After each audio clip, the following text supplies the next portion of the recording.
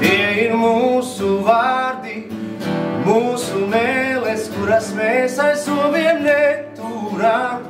Muzejs atklāja izstādi Lāčplēša ordenis Ogres novada varoņu stāsti, kuras akcents ir likts uz Ogres novada varoņiem.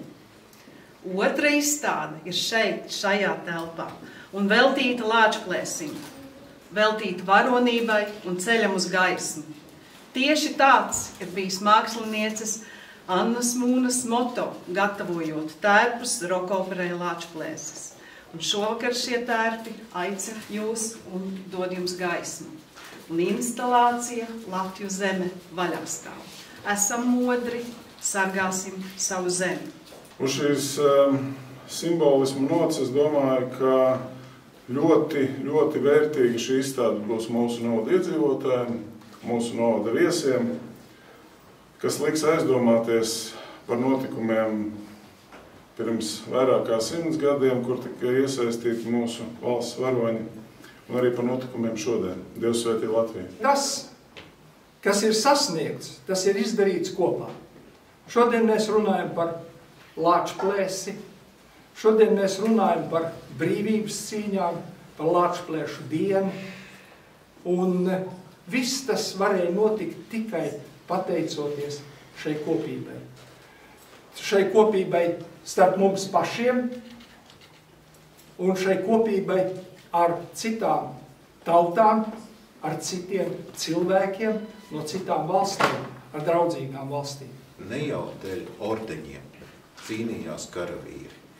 Tas augstākais mērķis, dēļ kā viņi cīnījās, bija Latvijas neatkarības iegūšana un nostiprināšana militāras cīņas ceļā. Jo tiešām toreiz bija grūta situācija, Latvijas valsts, ka mums karājās mata galā, un tikai pateicoties pašu spēkam un drosmei, Latvijas valsts tika izcīnīta. Centrā mēs esam likuši ne tikai ordeņus, bet centrā mēs esam likuši izstādē karavīrus, Lāčplēša kara ordeņu kavalierus un sevišķi Ogres novadniekus. Es domāju, ka šajā drūmajā laikā, šajā pelēkajā laikā šis pasākums ir kā tāda cerība, kā tāda zvaigzne, kas tagad mūs uzrunā un liek mūs justies labāk. Es domāju, vienotā, kā šeit jau teica.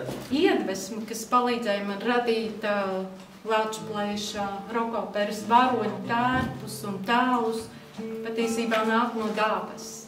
Un mums ir tik brīnišķīga neizkārta daba, daudz vairāk nekā daudz kur citur pasaulē, kur viss ir samērīts kvadrātiņos. Lielākā daļa tērpu materiālu ir iegūti kaut kur, recycle.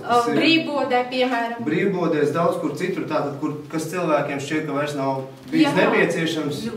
To Anna Mūna ļoti meistarīgi ir ietminusi šajos tērpos, un ļoti maz, kas ir speciāli pirkts un gādāts tādā veidā un meklēts vai internetā, kur par to ir vislielākie aplausi, jo par to ir zemeskoda pateicība.